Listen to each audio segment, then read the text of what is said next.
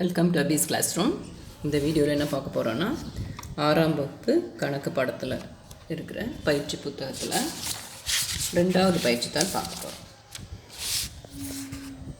அலகு 2 இயற்கணிதம் ஒரு அறிமுகம். இந்த ஸ்டூடெண்ட்ஸுக்கு ஃபார்வர்ட் பண்ணும்போது அவங்களா பயிற்சி எடுத்துக்க சொல்லுங்கள். ஆன்சர் செக் பண்ணுறதுக்காக இந்த வீடியோ பார்க்க சொல்லுங்கள் டீச்சர்ஸ். ஃபஸ்ட்டு பொருத்தமான விடையை தேர்ந்தெடுத்து எழுதுக. இதில் முழுமைப்படுத்துதல் பற்றி சொல்லியிருக்காங்க. ஃபஸ்ட் ஒன், பின்வரும் எண் அமைப்பில் அடுத்து வரும் எண் 2, 3, 5, 8 இந்த அமைப்பை பார்க்கும்போது தெரியும். இந்த 2 எண்களை கூட்டினா 3வது எண் கிடைக்கும். அதே மாதிரி இந்த 2 எண்கள் கூட்டினா 3வது எண். இது என்ன ஃபிபனோசி நம்பர்ஸ் அப்படின்னு சொல்லுவோம். அதே மாதிரி இப்போ இந்த 2 நம்பர்ஸு கூட்டினா தான் நமக்கு அடுத்த எண் கிடைக்கும். 13 + 21, அது 2 + 3 5, 3 + 5 8, 5 + 8 13, 8 + 13 21. அப்போ அடுத்த நம்பர் வேணும் அப்படின்னா 13யும் 21யும் கூட்டினா 34. ஆப்ஷன் இ அப்படிங்கிறது தான் ஆன்சர்.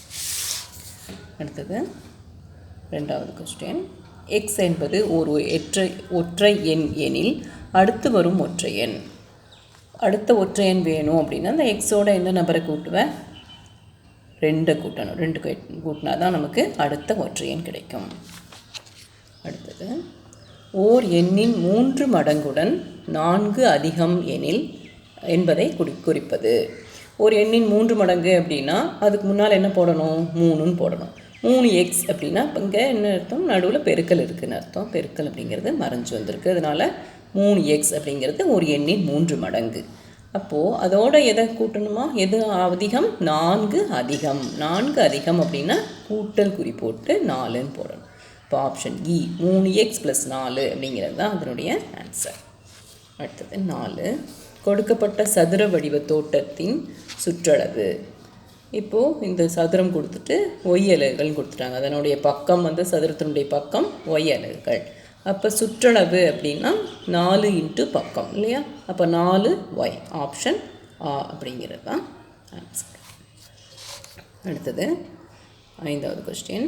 வழிபாட்டு கூட்டத்தின் முதல் வரிசையில் 7 மாணவர்கள் நிற்கிறார்கள். மாணவர்கள் எண் வரிசைகளில் நின்றால் வழிபாட்டு கூட்டத்தில் கலந்து கொண்ட மொத்த மாணவர்களின் எண்ணிக்கை எவ்வளவு? முதல் வரிசையில் எவ்வளோ பேர் நிற்கிறாங்க? 7 மாணவர்கள். அப்போ எல்லா வரிசையிலையும் அதே 7 மாணவர்கள் தான் நிற்பாங்க. அப்போ எவ்வளோ வரிசைகள் இருக்குது? எண் வரிசைகள் இருக்குது. அப்போ மொத்த மாணவர்கள் எண்ணிக்கை வேணும் அப்படின்னா அதை ரெண்டையும் பெருக்குனா போதும் இல்லையா? 7 × n. 7n. ஆப்ஷன் இ. அடுத்தது 6வது கொஸ்டின். a - 3 = 5 எனில் ஏயின் மதிப்பு. இப்போ ஏ தான் நமக்கு வேணும். அப்போ இந்த -3 என்ன செய்யணும்? இந்த சமக்குறியீடுக்கு இந்த பக்கம் எடுத்துகிட்டு போகணும். அப்போ 5 + 3 = 8. ஆப்ஷன் இ. 7வது கொஸ்டின். இந்த எண் தெரியாது நமக்கு. × 1 = n. இப்போ எந்த எண்ணை 1ஆல் பெருக்குனா எண் கிடைக்கும்? இது பெருக்கல் சமன் இல்லையா? எந்த எண்ணையும் 1ஆல் பெருக்குனா அதே எண்ணாக தான் இருக்கும். அப்போ இங்கே என்னவா இருக்க முடியும்? இந்த எண் அப்படிங்கிறது என்ன தான் 1ஆல் பெருக்குனா எண் கிடைக்கும். ஆப்ஷன் ஆ. அடுத்தது 8வது கொஸ்டின். எண் பெருக்கல் டேஷ் = 0. இந்த எண் அப்படிங்கிற எண்ணை எதால் பெருக்குனா நமக்கு 0 கிடைக்கும்? 0ஆல் பெருக்குனா தான் மட்டும்தான் நமக்கு 0 கிடைக்கும். ஆப்ஷன் இ. 9வது கொஸ்டின். ஒவ்வொரு நாளும் பால் வாங்குவதற்கு அன்பு ரூபாய் எவ்வளோ ரூபாய்ன்னு இல்லை செலவு செய்கிறார். பின்வருவனவற்றுள் எது 8 நாட்களுக்கு அன்பு செலவு செய்த தொகையை குறிக்கிறது அப்படின்னா இது எந்த நோட்டாகவும் இருக்கலாம். எடுத்ததுக்கு ஒரு இதுக்கு 20 ரூபா நோட்டுன்னு வச்சுக்கேன். 20 ரூபா அப்படின்னா 8 நாளைக்கு என்ன செய்யணும்? அந்த நோட்டை நம்ம எவ்வளோ வேணால் இருக்கலாம். அந்த நோட்டை எதால் பெருக்கணும்? 8ஆல் பெருக்கணும் இல்லையா? 8 கூட்டலாமா? கூட்டக்கூடாது. 8 நாட்களுக்கு அப்படிங்கும்போது 8 அந்த நோட்டு +8. சரி. 10வது கொஸ்டின். எண் என்பது 12 மற்றும் 21க்கு இடையில் உள்ள எண் எனில் n + 4 என்பது டேஷ் மற்றும் டேஷுக்கு இடையில் இருக்கும். அப்படின்னா என்னது? இந்த 2 நம்பருக்கு இடையில் n இருக்குன்னா n+4 எந்த நம்பருக்கு இடையில் இருக்கும்? 12+4க்கும் 21+4க்கும் இடையில் தானே இருக்கும். அப்போ அப்படிங்கிறது ஆன்சர் 16. 12+4 எவ்வளவு? 16. அதேமாதிரி 21+4 25. ஆப்ஷன் இ. 11வது கொஸ்டின். கொடுக்கப்பட்டுள்ள அமைப்பினை எக்ஸ் மற்றும் ஒய்க்கான தொடர்பு உற்று நோக்கி எக்ஸை சார்ந்து ஒய்யின் இயற்கணித கூற்றை தேர்ந்தெடுக்க. இங்கே கொடுத்துருக்காங்க எக்ஸின் மதிப்புகள் ஒய்யின் மதிப்புகள் கொடுத்துருக்காங்க. இதை வச்சு நம்ம என்ன ஆயிருக்கு? எக்ஸை வந்து என்ன பண்ணால் நமக்கு ஒய் கிடைக்குது அப்படின்னா இதை மட்டும் வச்சு என்ன செய்யலாம்? இங்கே 2 இருக்குது, ஒய் வந்து 5 இருக்குது. அப்போ இங்கே என்ன எழுதலாம்னா y = x+3ன்னு எழுதிக்கலாம். இதுக்கு மட்டும் ஓகே ஆகும். அடுத்தது பாரு, எக்ஸ் 3 இருக்குது, இதில் 7 இருக்குது. அப்போ இதோட 3 கூட்டினோன்னா என்ன ஆகும்? 6 தான் கிடைக்கும். அப்போ இது வந்து தவறு. இப்போ வேறு என்ன பண்ணியிருக்காங்கன்னா எல்லாத்தையுமே பார்க்கணும், எல்லா நம்பர்ஸையுமே பார்க்கணும். 3 7 ஆயிருக்கு, 4 வந்து 9 மாதிரி இருக்குது, 5 11, 6 13. அப்போ என்ன பண்ணியிருக்காங்க? இந்த நம்பரை 2ஆல் பெருக்கிட்டு 1 கூட்டினோம். அப்போ 2 × 2 4, 4 + 1 5. அதே மாதிரி 2 × 3 6, 6 + 1 7. அப்போ y அப்படிங்கிறது என்ன அப்படின்னா 2x + 1. அப்போ 2 × 4 8, 8 + 1 9, 2 × 5 10, 10 + 1 11, 2 × 6 12, 12 + 1 13. அப்போ ஆப்ஷன் இ y = 2x + 1 அப்படிங்கிறது தான் சரியான விடை. அடுத்து 12வது question. a = 2b, b = 2c, c = 2d எனில் பின்வருவனவற்றில் எது சரியான கூற்று? b = 2c, c = 2d அப்படின்னா இதிலிருந்து c-யோட மதிப்பு என்னது? b/2. அப்போ c-னுடைய மதிப்பு 2d அப்படின்னு போடலாமா? c-க்கு போட்டான்னா என்ன கிடைக்கும்? இந்த 2 இந்த பக்கம் எடுத்துகிட்டு வா. b = 4d. அப்போ b என்பது d-இன் 4 மடங்கு அப்படிங்கிறது தான் சரியான விடை. அடுத்தது சுருக்கமான விடை தருக. அதில் வாய்மொழி கூற்றிற்கு ஏற்ப இயற்கணித கூற்றை பொருத்துக. 5லிருந்து எக்ஸை கழித்தால் அப்படிங்கிறது வாய்மொழி கூற்று. இது இயற்கணித கூற்று என்னவாக இருக்க முடியும்? 5 - x. 5லிருந்து தான் எக்ஸை கழிக்கிறோம், அதனால் 5 - x. அடுத்தது 5இன் x மடங்கு. 5இன் x மடங்கு அப்படின்னா 5x. x5 அப்படின்னு போட மாட்டோம், அதனால் 5x செகண்ட். அடுத்தது 5ஐ விட x அதிகம் அப்படின்னு என்னது? 5 + x. சரியா? அடுத்தது எக்ஸை 5ஆல் வகுக்க, x/5. ஆப்ஷன் 4.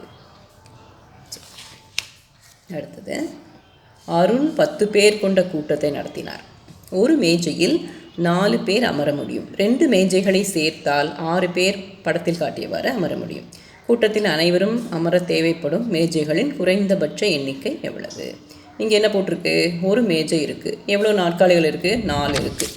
இங்கே 2 மேஜைகள் இருக்குது. நாற்காலிகள் எவ்வளோ இருக்குது? இந்த பக்கம் 2, 4, 6 இருக்குது. இப்போ என்ன கேட்குறாங்க? 10 பேர் அமரணும். அப்படின்னா எவ்வளோ போடுவீங்க அப்படின்னு கேட்டால் நம்ம என்ன பண்ணணும்? 4 மேஜைகள் போட்டோம்னா இந்த பக்கம் 4, இந்த பக்கம் 4, 8, இந்த பக்கம் 2 ஆகிடும், 10 ஆகிடும். இப்போ இன்னும் எவ்வளோ மேஜைகள் தேவைப்படும்?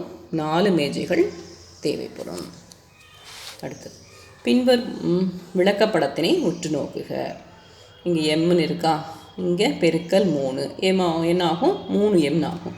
அதோட கூட்டல் 5 அப்படிங்கும்போது 3m + 5.